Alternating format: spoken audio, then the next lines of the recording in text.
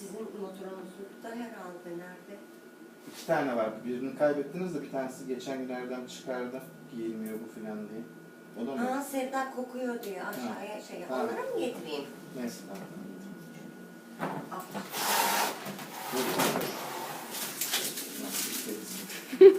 Kaka yaptı bile zaten. Evet, böyle yapıyor. Kaka yaptı, şiş yaptı. Aynen. Her türlü gıcıklığı yapıyor. Dur ya dur.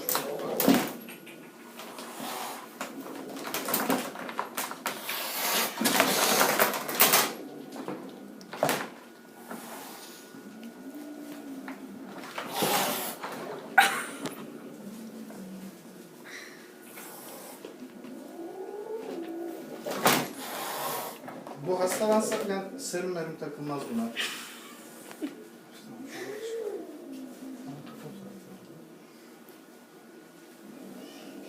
Şimdi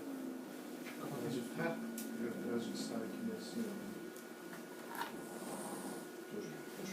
Şundan bakın istiyorsan. Bak istiyor ya. Sen niye saldırıyorsun?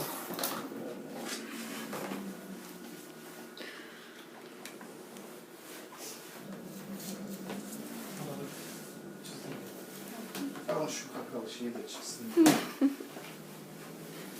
yıkamak için kapıyı açacağım.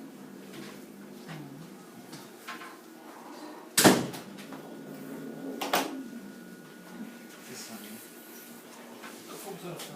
Tam köşede. Sakın.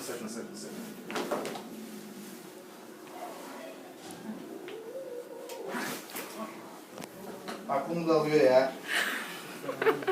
Sana kaçınca direkt geriye falan. Hadi.